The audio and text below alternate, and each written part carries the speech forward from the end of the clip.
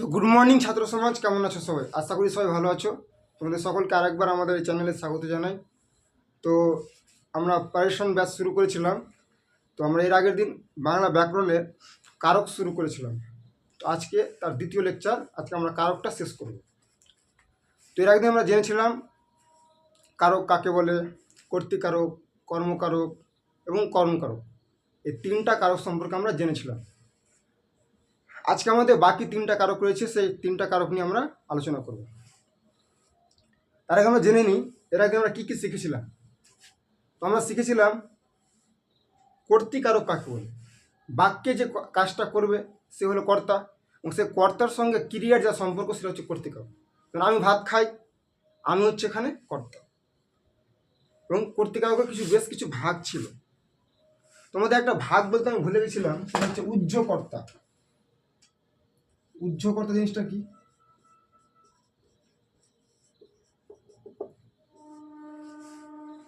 উহ্য মানে কি? যে লুকিয়ে থাকবে, মানে যাকে দেখতে পাওয়া যাবে না, এক কথায় লুকিয়ে থাকা। মানে আমি বলি যে খাই, কি বললাম? খাই। মনে প্রশ্ন আসতে পারে, কে খায়? আসবে তো।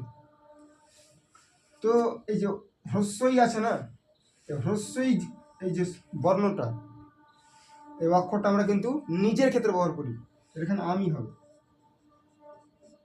আমিটা কিন্তু উহ্য রয়েছে, এটা হচ্ছে উহ্যকর্তা।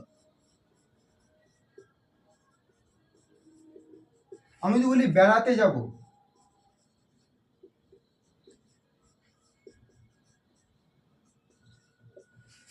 তাই তো, কে যাবে? কিছু বলা আছে? তো এখানে আমিও হতে পারে, আমরাও হতে পারে। তো আমি বা আমরা হয়ে গেল উহ্যকর্তা। যখন বাক্যে কর্তা উহ্য থাকবে, লুকিয়ে থাকবে, তখন সেটা হয়ে যাবে উহ্যকর্তা। এবং বেশ কিছু ভাগ পড়েছিলাম। তারপর ছিল আমাদের কর্মকারক, মানে কর্তা যা করবে সেটা হয়ে যাবে কর্ম, এবং সেই কর্মের সঙ্গে ক্রিয়ার যে সম্পর্ক সেটা হয়ে যাবে কর্মকারক। আর লাস্টে ছিল করণকারক। তো কর্ম মানে কি? কোনো একটা উপকরণ বুঝাবে, কোনো একটা মাধ্যম বুঝাবে, যার মাধ্যমে কর্তা কাজটা করবে। তো আমরা এটুকু এর আগের দিন দেখেছিলাম। আজকে হবে এবার নিমিত্ত কারক থেকে আমরা শুরু করব। একটা কথা, তোমাদের আমি কিন্তু বিটিকিউ দিয়েছি, বিশেষ কাজের জন্য তোমাদের বিটিকিউ দিতে দেরি হয়েছিল। তোমাদের ভিডিওর কমেন্টে দেখবা 10টা প্রশ্ন দেওয়া আছে, সেই প্রশ্নটি কিন্তু সলভ করবে। আজকে প্রথমে শুরু করব নিমিত্ত কারক।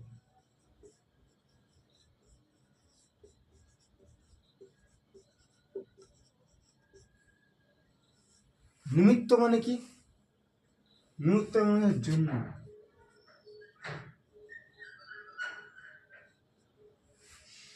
কেমন স্যার? জন্য। বাক্যে যে কর্তা রয়েছে সে যার জন্য কাজটা করবে সেটা হয়ে যাবে নিমিত্ত কারক।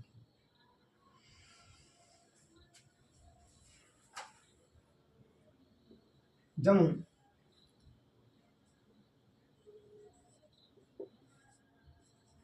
গরিবকে দান করো।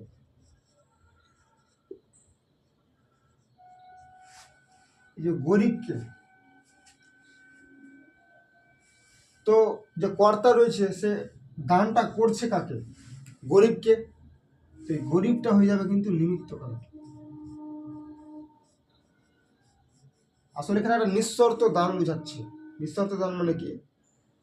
ধরো তুমি একটা কোনো ভিক্ষুককে 5টা টাকা দিলা, তুমি কি ওকে বলবা যে আমাকে আবার 1 সপ্তাহ পরে সে ফেরত দিয়ে দিবা?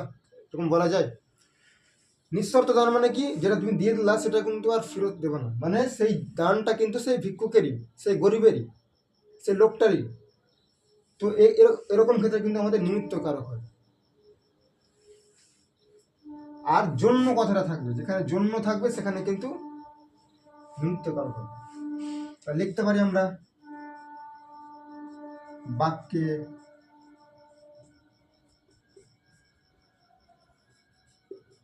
ক্রিয়াপদের সঙ্গে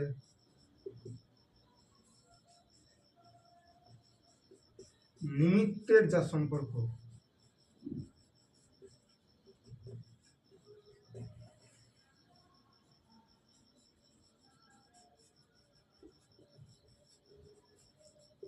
তাই হলো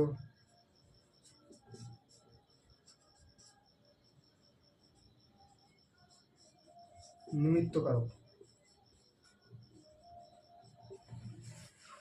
এটা চেনার উপায় নেই স্যার? আছে, চেনার উপায় অবশ্যই আছে। আমরা নিমিত্তকে চিনব কিভাবে? উপায় রয়েছে। বাক্যের ক্রিয়াকে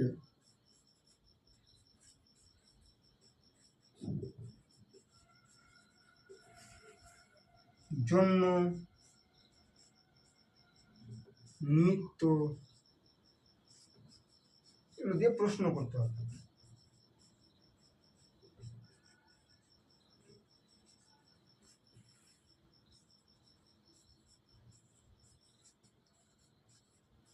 প্রশ্ন করলে কি হবে স্যার? নিমিত্তকে পাওয়া যাবে? ঠিক একদম। আমরা যদি প্রশ্ন করি এখানে বাক্যের ক্রিয়াকে বলছে, ক্রিয়াকে কাজটা কি করছে? এই যে দান করছে। তো কে করছে? এখানে অনেকে প্রশ্ন করবে যে কাকে করছে, গরিবকে করছে, অনেকে কর্মকারক করে দেবে, কিন্তু না, কার জন্য করছে? গরিবের জন্য। আসলে এখানে একটা নিঃশর্ত এখানে লিখে রাখবে যে নিঃশর্ত দান বুঝালে কিন্তু নিমিত্তকারক হবে, যেখানে কোনো শর্ত থাকবে না। আসলে যে দানটা করলা সেটা কিন্তু গরিবের জন্যই, সেটা কিন্তু তুমি আর ফেরত নিবে না, এটা নিঃশর্ত দান, এখানে কিন্তু নিমিত্তকারক হবে। যদি জন্য বোঝাই, যেমন বলি তোমার জন্য আমি এই কাজটা করেছি, কথা বললাম যে তোমার জন্য আমি কাজটা করেছি,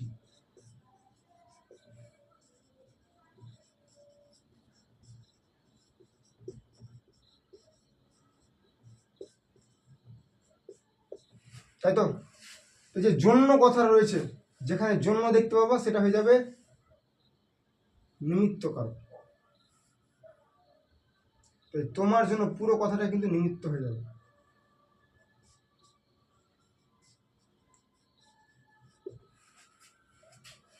তোমাদের যে জন্যটা রয়েছে এটা কিন্তু অনুসর্গ। এর আগের ভিডিওতে কিন্তু অনুসর্গ আমি বলিনি, আজকে বলবো। সবটা অনুসর্গ কিন্তু আজকে করলাম, এটা কিন্তু অনুসর্গ। তো যেখানে জন্য বুঝাবে, কোন নিঃশর্ত দান বুঝাবে, সেটা হয়ে যাবে কিন্তু নিমিত্তকারক। বোঝা গেছে? তো আশা করি বুঝতে অসুবিধা থাকার কথা না। নিমিত্তকারকের মানে সেরকম কোনো ভাগ নেই। এবার আমরা জানবো অপাদান কারক। অপাদান কারকও সেরকম কোনো ভাগ নেই। পরীক্ষাতে আসে বেশিরভাগ সেই দুটোই, কর্তৃকারক আর কর্মকারক, ওইটি বেশি আসে। কেন? ওখানে বেশ কিছু ভাগ রয়েছে, আর এগুলোতে সেরকম ভাগ কম আছে, এগুলো খুব কম আসে। তবে আসে, এমন নয় যে আসে না, এগুলো আসে।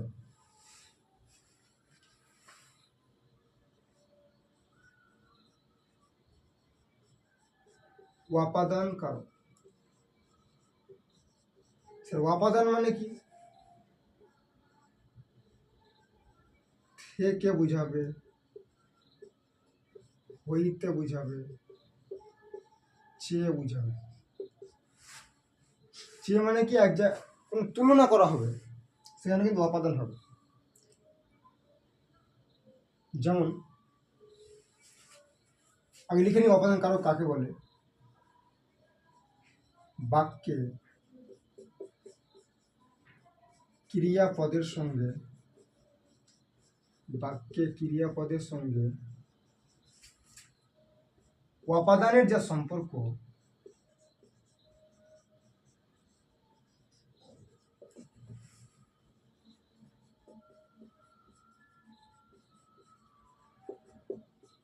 কাকে উপাদান কারক বলে।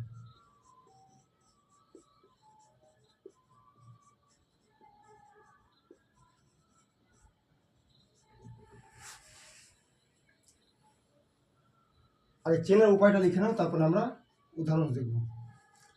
চেনার উপায় কি রয়েছে?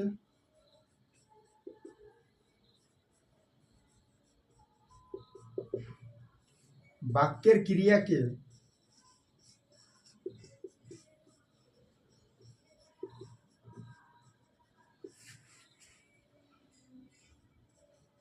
থেকে, হইতে বা চেয়ে, এগুলো দিয়ে কিন্তু প্রশ্ন করতে হবে।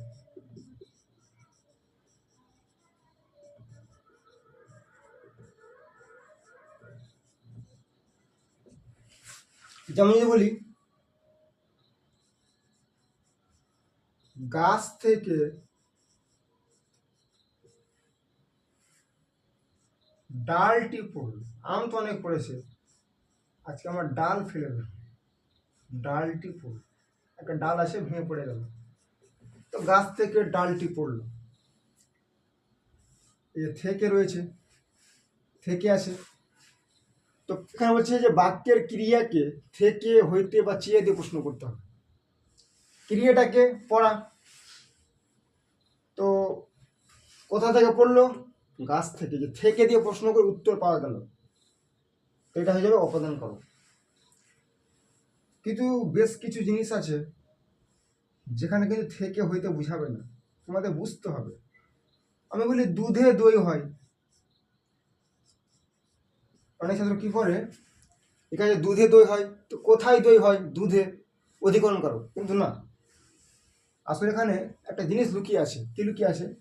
আসলে এখানে কথাটা হবে দুধ থেকে দই হয়, আসলে কথাটা হবে দুধ থেকে দই হয়, কিন্তু আমরা বলছি দুধে দই হয়।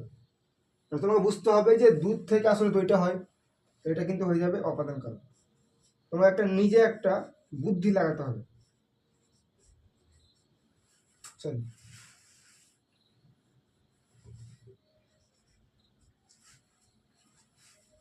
লেখা আছে দুধে দই হয়, এরকম আরো উদাহরণ আছে, তিলে তেল হয়।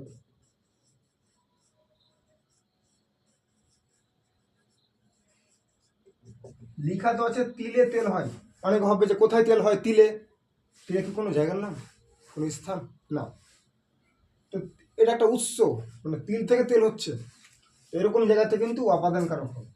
অনেকে ভাবে যে অধিকরণ কারক হবে, কোথায় তেল হয়? তিলে তেল হয়, কিন্তু না, এটা কিন্তু একটা উৎস বোঝাচ্ছে, কোথা থেকে তেলটা হচ্ছে? তিল থেকে, তাহলে এগুলো তো হয়ে যাবে অপাদান কারক। আমি যদি বলি যে রহিমের চেয়ে করিম বড়, সেটা বয়সে বড় হতে পারে, লম্বায় বড় হতে পারে, তো বললো যে রহিমের চেয়ে করিম, যে চেয়ে কথাটা আছে, চেয়ে কথাটা আছে, তো কার চেয়ে বড়? রহিমের চেয়ে, তো এই রহিমের চেয়েটা হয়ে যাবে অপাদান কারক, আর চেয়েটা হয়ে যাবে অনুসর্গ। বোঝা গেছে? এটা উদাহরণ আর দিই। আমাদের বাড়ি যেহেতু কালিয়াচক, তো আমরা কালিয়াচক উদাহরণ দিচ্ছি। কালিয়াচক হইতে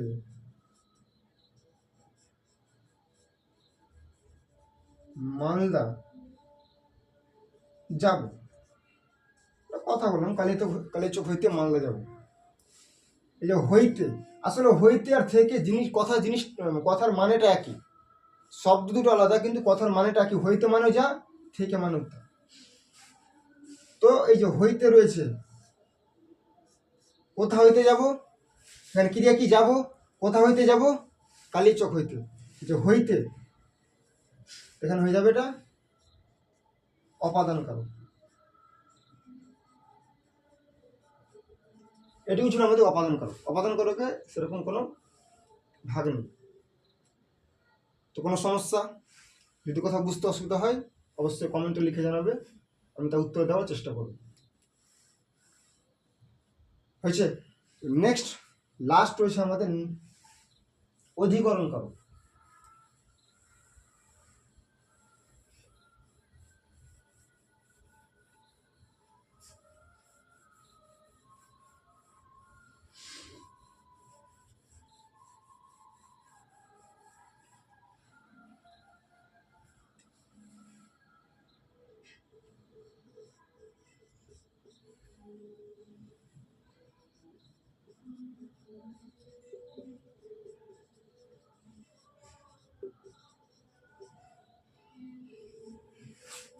কি লিখলাম? অধিকরণ করো। অধিকরণ মানে কি? কোনো জায়গা, সময়,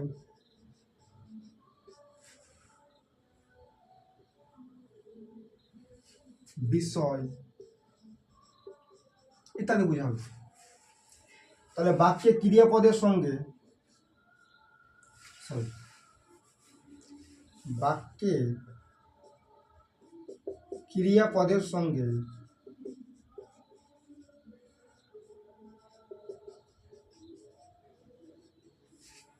অধিকরণের যা সম্পর্ক,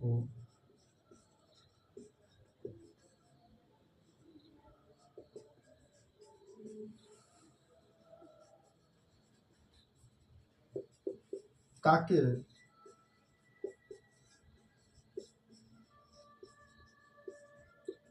অধিকরণ কারক বলে। চেনার উপায়টা কি? বাক্যের ক্রিয়াকে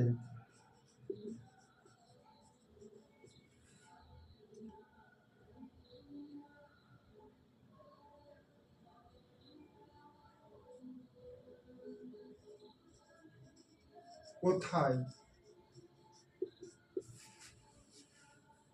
কখন বা কিসে দিয়ে প্রশ্ন করতে হবে।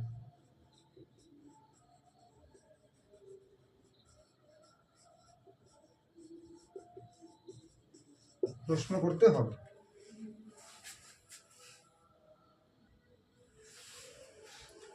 আমি যদি বলি বনে আছে পাখি,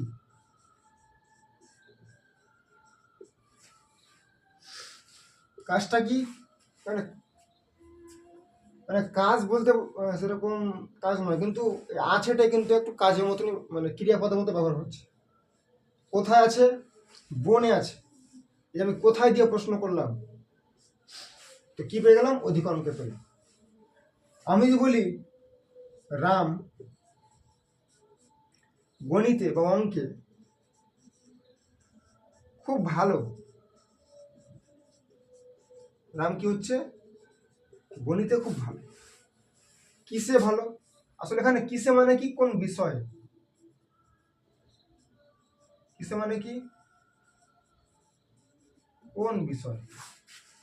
তো গণিতে ভালো, গণিতটা হয়ে যাবে অধিকরণ। এখানে যে এ রয়েছে এটা হয়ে যায় এ বিভক্তি হয়ে যাবে। মানে তোমাদের আজকে বিভক্তি উদাহরণ, অনুসর্গ উদাহরণ আছে করাবো। হয়েছে?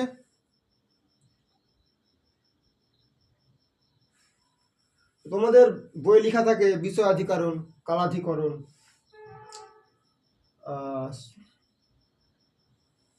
স্থানাধিকরণ। তো জিনিসগুলো এই তিনটা কথা দিয়েই রয়েছে। বিষয়াধিকরণ মানে কি? কোনো বিষয় বুঝাবে। সময় অধিকরণ মানে কি? কোনো সময় বুঝাবে। তো আমি যদি বলি সে কাল আসবে, কি বললাম?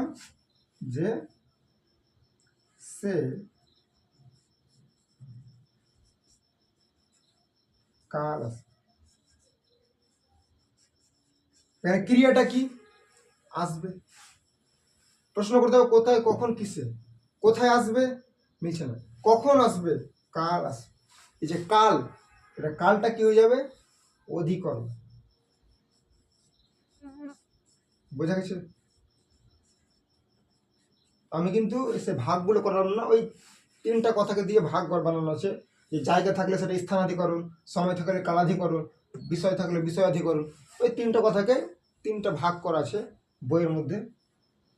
তো যেখানে কোথায়, কখন, কিসে দিয়ে প্রশ্ন করলে উত্তর পাওয়া যাবে, সেটা হয়ে যাবে আমাদের অধিকরণ কারক বা অধিকরণ। বোঝা গেছে? এবার আমরা বেশ কয়েকটা উদাহরণ জানবো, মানে করব প্র্যাকটিস।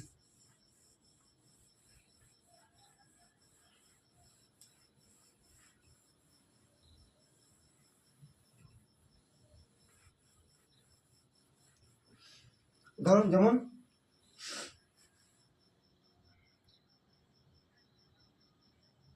প্রথম উদাহরণ, চোখ দিয়ে জল পড়ছে।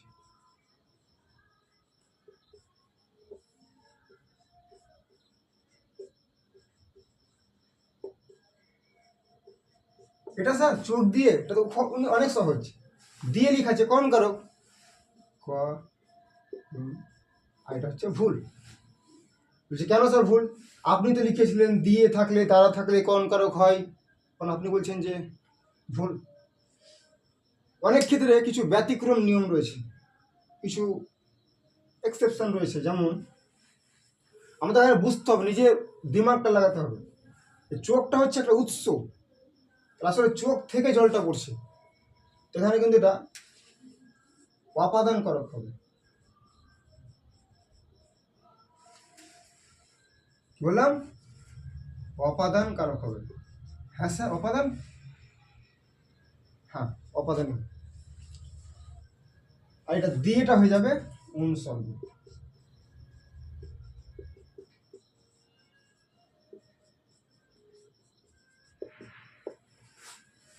বোঝা গেছে? আমি বলেছিলাম যে দিয়ে থাকলে দ্বারা থাকলে করণ হবে, অবশ্যই হবে, কিন্তু দু একটা ব্যতিক্রম রয়েছে। তার মধ্যে প্রথম হলো যেটা, যেখানে আমার নিজের বুদ্ধিটা লাগাতে হবে যে আসলে চোখটা একটা উৎস, চোখ থেকে জলটা পড়ছে, তো দিয়ে থাকলেও কিন্তু এটা অপাদান কারক। তারপরে 2 নম্বর হচ্ছে, ছেলেটি ছাদে ঘুড়ি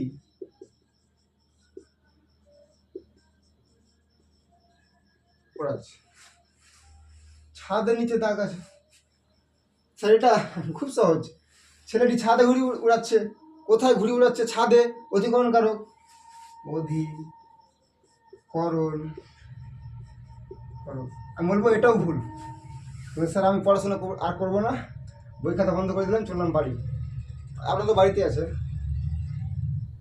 তো আপনি শেখালেন যে কোথায় দিয়ে প্রশ্ন করলে হয়ে যাবে অধিকরণ, এখন বলছে অধিকরণ হবে না, আর পড়াশোনা করবো না। তো না, এখানে কিছু বুঝার জিনিস আছে। ঘড়িটা কি ছাদে রয়েছে না ছাদ থেকে উপরে রয়েছে? আমি যদি বলি যে বাচ্চাটি ছাদে সাইকেল চালাচ্ছে, সেটা কিন্তু অবশ্যই অধিকরণ কারক হবে, কারণ সাইকেলটা কিন্তু ছাদের উপরে রয়েছে। কিন্তু ঘুড়িটা কি ছাদের উপরে রয়েছে? ছাদ থেকে অনেকটা উঁচুতে রয়েছে। তো একই রকম ভাবে ছাদটা কিন্তু একটা মাধ্যম হিসাবে কাজ করছে, যেখানে মাধ্যম হিসাবে উৎস হিসাবে কাজ করবে সেটা কিন্তু না, মাধ্যম বলছি না, মানে ছাদ থেকে ঘুরে বেড়াচ্ছে, তো ছাদটা সেরকম একটা উৎস হিসাবে কাজ করছে, সেটা মাধ্যম হিসাবে এখানে অপাদান হয়ে যাবে।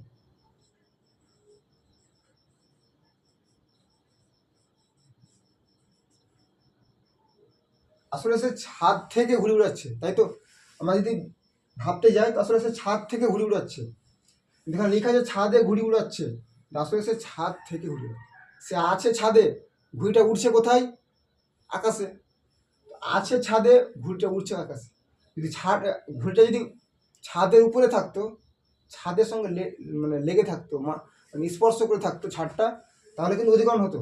আসলে কিন্তু ঘুড়িটা ছাদে নেই, ছাদ থেকে উপরে আছে।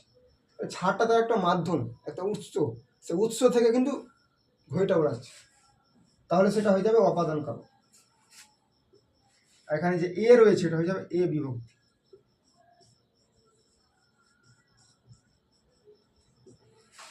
তিন নম্বর, আমরা চোখে দেখি। এই কোশ্চেনটা আমি কিন্তু তোমাদের বিটিকিতে দিয়েছিলাম, যারা যারা দেখেছো খুব ভালো, যারা যারা দেখোনি ওই কোশ্চেনটি করবে। চোখের নিচে দাগ, তো যারা একটু খুব বিজ্ঞ ছাত্র আছে বা ছাত্রী আছে, তাহলে স্যার কোথায় দেখি?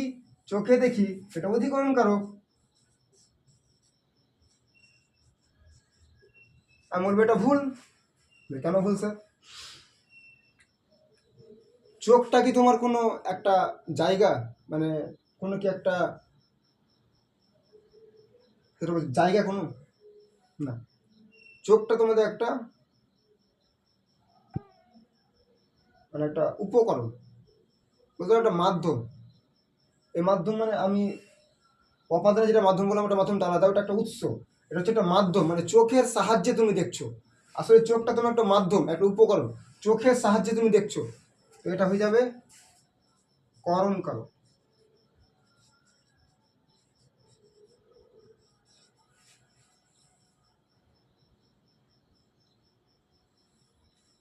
এখানে এ রয়েছে, হয়ে যাবে এ বিভক্তি।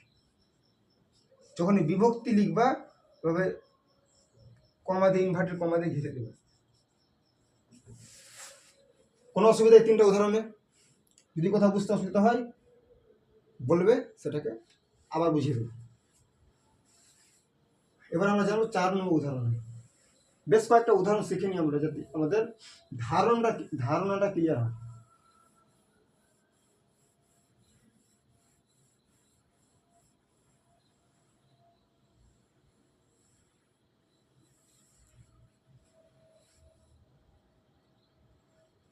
আমি যদি বলি এটা হবে 4 নম্বর। আমি বললাম যে রেল লাইনের উপর দিয়ে ট্রেন চলছে।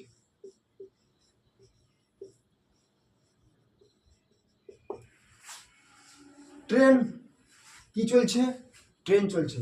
এটা কিন্তু কর্মকারে কি হবে? কোনো বিভক্তি আছে এখানে? তাহলে শূন্য বিভক্তি হবে। যেখানে কোনো বিভক্তি থাকবে না সেটা হয়ে যাবে শূন্য বিভক্তি।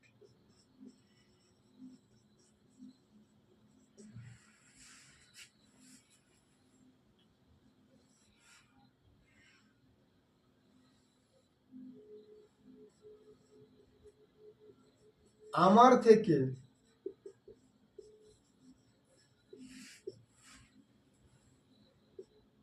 জিশান, আমার থেকে জিশান পরীক্ষায় নম্বর বেশি পেয়েছে। একটু বাক্যটা বড় হয়ে গেল। পরীক্ষায় নম্বর বেশি পেয়েছে, বেশি পেয়েছে। আমার থেকে এটা নিচে দেখাচ্ছে। প্রশ্ন করতে হবে কার থেকে বা কোথা থেকে? প্রশ্ন করতে হবে কার থেকে? আমার থেকে। এখানে তুলনা বোঝাচ্ছে, তাহলে এটা হয়ে যাবে কিন্তু অপাদান কারক। আর থেকেটা হয়ে যাবে অনুসর্গ।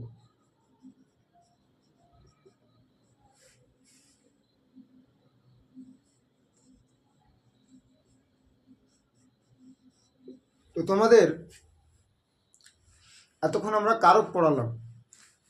তোমাদের আরো একটা জিনিস হচ্ছে, সেটা হচ্ছে ওয়াকারক। ওয়াকারক জিনিসটা কি?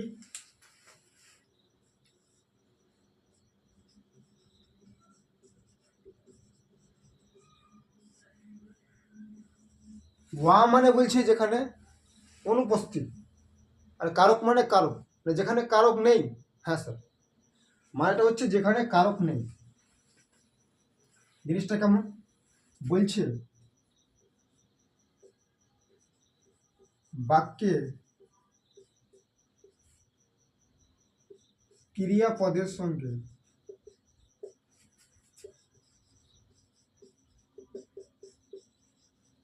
বিশেষ্য বা সর্বনাম পদের প্রত্যক্ষ সম্পর্ক না থাকলে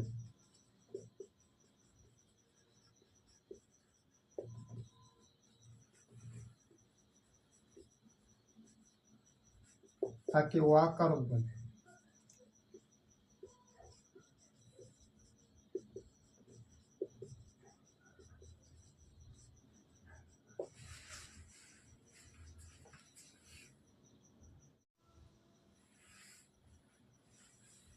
তো বললাম যে বাক্যে ক্রিয়াপদের সঙ্গে যদি বিশেষ্য বা সর্বনামের প্রত্যক্ষ সম্পর্ক না থাকে তবে সেটা হয়ে যাবে ওয়াকার। তোমাদের যেদিন আমরা কারক শুরু করেছিলাম সেদিন তোমাদের বলেছিলাম যে তোমাদের নিজেদের সঙ্গে মিলিয়ে দেখবা কিছু সম্পর্ক রয়েছে যেগুলো হচ্ছে আপন সম্পর্ক। বলছিলাম খুন কা রিস্তা, যেমন বাবা রয়েছে, মা রয়েছে, দাদা দিদি, কাকা কাকি, এরকম অনেক সম্পর্ক রয়েছে যেগুলো হচ্ছে রক্তের সম্পর্ক। আর এক কিছু সম্পর্ক আছে সেগুলো পাতানো সম্পর্ক, যেমন আপনি কারোর সঙ্গে মাসি লাগিয়েছেন, কারোর সঙ্গে বোন, কারোর সঙ্গে আর কিছু সম্পর্ক, তো সেটা হচ্ছে পাতানো সম্পর্ক, লাগানো সম্পর্ক। তো ওটা কিন্তু প্রত্যক্ষ সম্পর্ক না। সেরকমই বাক্যে ক্রিয়াপদের সঙ্গে কিছু সম্পর্ক থাকে যেটা হচ্ছে সরাসরি আসল সম্পর্ক, নিজের সম্পর্ক। আর কিছু সম্পর্ক থাকে যেটা কিন্তু প্রত্যক্ষ নয়, সেটাই কিন্তু হয়ে যাবে ওয়াকার। তোমাদের সিলেবাসে ওয়াকার রয়েছে কিন্তু দুটা। কটা রয়েছে সিলেবাসে? না, মোট কিন্তু ওয়াকার দুটাই আছে। প্রথমটা হচ্ছে সম্বন্ধ পদ, আর দ্বিতীয়টা হচ্ছে সম্বোধন পদ।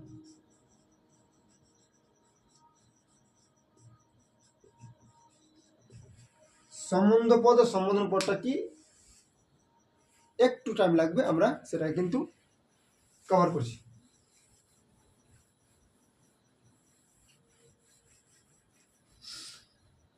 আমাদের একটা স্লাইডে হয়ে যাবে। প্রথম বলছে সম্বন্ধ পদ।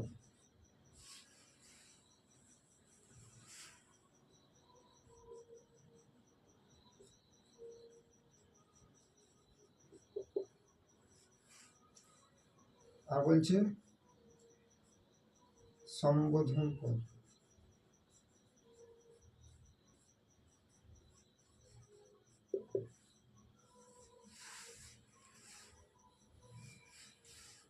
সম্বন্ধ মানে কি? একটা সম্পর্ক, রিলেশন। স্যার রিলেশন, এই রিলেশন সেই রিলেশন নয় যেটা তোমরা ভাবো। এটা একটা পারিবারিক সম্পর্ক, মানে কারকের মধ্যে কিছু সম্পর্ক থাকে, মানে আমাদের বিভিন্ন পদের সঙ্গে সম্পর্ক থাকে। এটা হচ্ছে একটা সম্পর্ক বোঝাবে।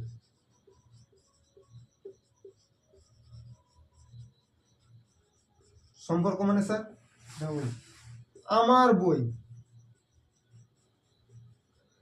সরি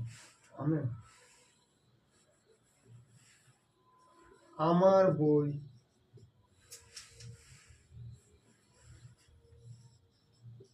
এই যে আমার, যখন আমার বই বলছি তো এখানে একটা সম্পর্ক আসছে, একটা মালিকানা আসছে যে বইটা কিন্তু আমার। এটা কিন্তু হয়ে যাবে সম্বন্ধ পদ।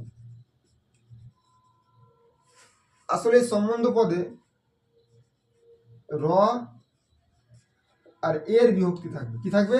র আর এর বিভক্তি থাকবে। আমি বলি যে আমাদের স্কুল,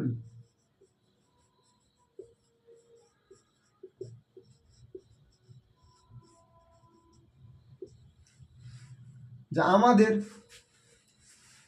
এর রয়েছে, এটা কিন্তু হয়ে যাবে সম্বন্ধ পদ। এরকম শত শত উদাহরণ রয়েছে। তো মনে রাখবো যেখানে সম্পর্ক বুঝাবে, একটা মালিকানা বুঝাবে এবং র আর এ দুটো বিভক্তিকে দেখতে পাবো, সেটা কিন্তু হয়ে যাবে সম্বন্ধ পদ। আর 2 নম্বর সম্বোধন পদ, কাউকে ডাকা, কাউকে ডাকা হবে মানে কি স্যার? ওগো শুনছো, আসলে এটা আমাদের ক্ষেত্রে প্রযোজ্য নয়, যারা বিবাহিত তারা সেটা বুঝে। তো মেয়েরা সাধারণত তাদের স্বামীকে বলে ওগো শুনছো, এদিকে এসো, বা বলো এদিকে এসো। এই যে ওগো শুনছো, পুরো কথাটাই কিন্তু হয়ে যাবে সম্বোধন পদ।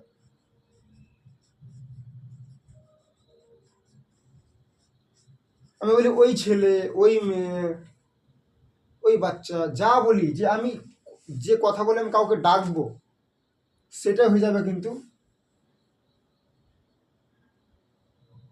কি হবে? সম্বোধন পদ।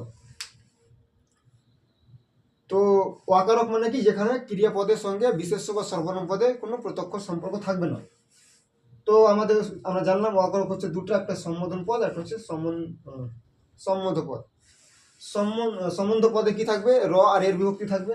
আর সম্বোধন পদ কি বোঝাবে, কাউকে ডাকা বোঝাবে, কাউকে ডাকবে। তো সেটা অনেক কিছু হতে পারে, যা কথা দিয়ে ডাকবে সে কথাটা হয়ে যাবে কিন্তু সম্বোধন। তো আমরা এই দুটো লেকচারে আমরা কারক এবং অকারক দুটা কমপ্লিট করলাম। তো ক্লাসগুলো কেমন লাগছে অবশ্যই লিখে জানাবে। যদি কোথাও কোনো বুঝতে অসুবিধা হয় বা আমার কোনো বলতে অসুবিধা হয় বা ভুল হয় কোনো, তো সেটা বলবে অবশ্যই, সেটাকে সংশোধন করে দেব। আর আজকের অনুষ্ঠান আমরা এখানে সমাপ্ত করছি। হায়াত বাকি তো মুলাকাত বাকি। আসসালামু আলাইকুম ওয়া রাহমাতুল্লাহ।